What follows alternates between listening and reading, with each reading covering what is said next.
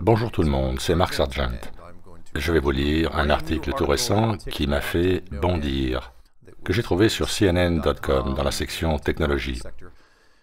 J'ai fait une capture d'écran de l'article dont le titre est « SpaceX enverra 2 touristes de l'espace autour de la Lune en 2018 », écrit par Matt McFarland et publié il y a juste quelques heures.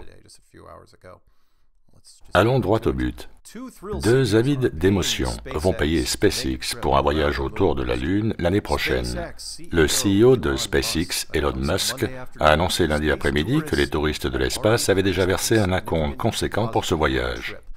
Les voyageurs seront soumis à des tests de forme physique et commenceront leur formation un peu plus tard cette année. Comme les astronautes d'Apollo avant eux, ces particuliers iront dans l'espace en portant avec eux tous les rêves et les espoirs du genre humain, guidés par l'âme exploratrice universelle de l'homme. SpaceX déclare dans un commentaire de blog: « Pour le décollage, SpaceX utilisera le même pas de lancement près de Cap Canaveral en Floride que celui des missions Apollo. Aucun humain n'est allé au-delà de l'orbite basse terrestre depuis la dernière mission Apollo en 1972. L'orbite basse terrestre est le premier barreau de l'échelle qui mène à l'espace, et c'est aussi là que les satellites qui entourent la Terre se trouvent. La société ne compte pas sur une seule mission. SpaceX nous informe que d'autres personnes ont exprimé un vif intérêt pour ce périple. Les noms des 2 premiers participants n'ont pas été révélés, ils paient probablement des millions pour cette aventure.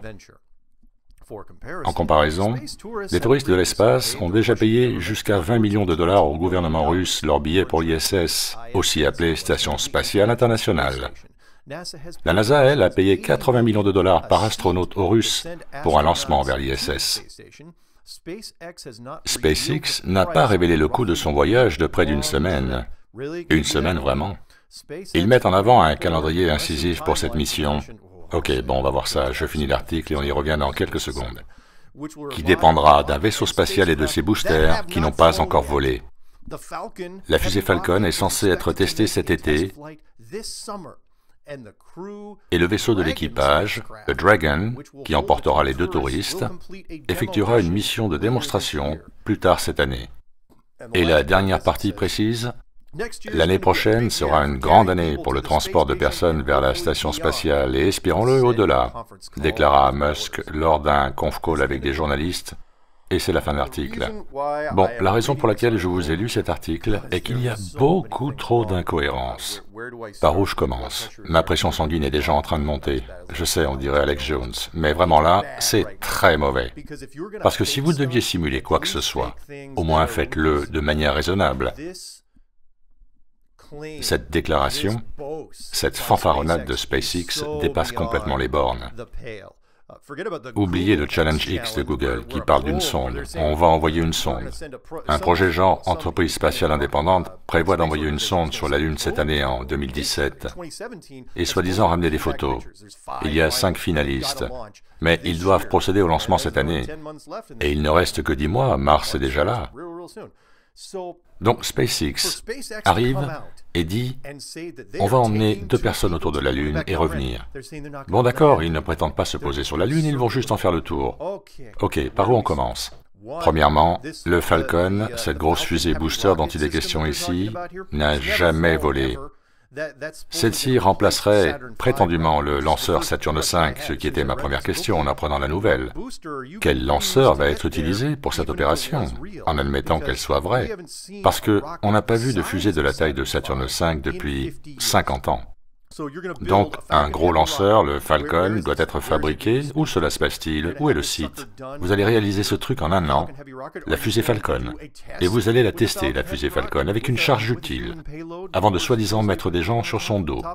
Voilà, c'est la première chose.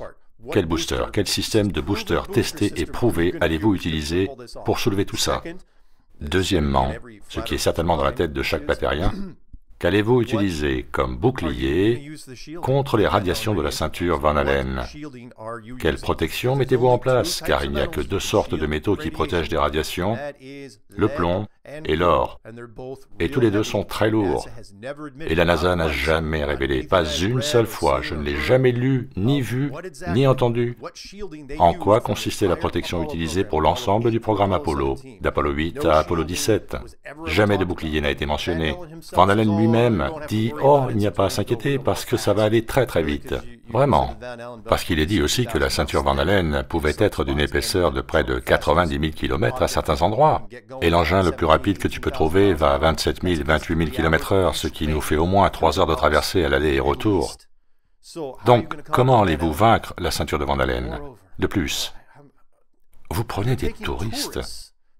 Vous emmenez des touristes, 2 touristes, sur une mission qui n'a jamais été retentée depuis 50 ans, sur une fusée qui n'a jamais été testée, dans une capsule, elle non plus jamais testée. Ce n'est pas un accident si la vidéo que vous voyez pendant cette diatribe est la vidéo Orion à l'épreuve du feu, qui a même reçu une récompense aux Emmy Awards.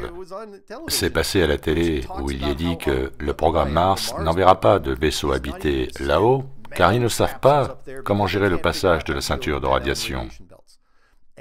Et la vidéo que vous voyez en ce moment a été produite fin 2014. Personne n'a rien résolu du tout. Ils ne savent rien. Et c'est pour ça que j'ai choisi le titre « SpaceX n'enverra pas de gens vers la Lune en 2018 ». Cela ne se produira jamais. Il est même impossible d'imaginer simuler une tentative pareille. C'est la chose la plus irréfléchie. Et c'est pourquoi l'idée de la Terre plate va atteindre une masse critique en 2017. C'est un de leurs derniers efforts. C'est comme les Allemands pendant la Deuxième Guerre mondiale, qui, encerclés par les Américains et les Russes, annonçaient aux autres que la victoire était à portée de main, qu'ils étaient à quelques jours de la victoire finale, malgré le fait que Berlin était en feu à ce moment-là. C'est exactement ce que la NASA et SpaceX font. Ah oui, absolument, nous allons aller sur la Lune maintenant, après avoir subi un harcèlement en règle sur le pourquoi d'une absence totale d'expédition lunaire depuis 72. Et Musk qui dit « Oui, oui, on va y aller vers la Lune, on ne va pas s'y poser, mais on y enverra des gens. Et vous allez enregistrer tout ça? Parce que si vous lancez quelque chose, le pas de tir fourmillera de caméras. Mais moi, je peux vous garantir qu'il n'en sera rien. On ne verra rien de ce genre. Vous allez nous montrer des photos de la Terre s'éloignant, des photos de la Lune se rapprochant? Ou cela va-t-il être une mission catastrophe avec mort d'homme?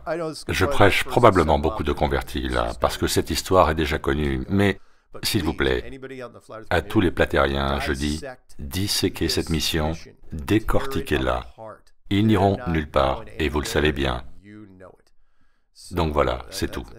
Lisez l'article, soyez outrés, et faites vos propres vidéos. À bientôt.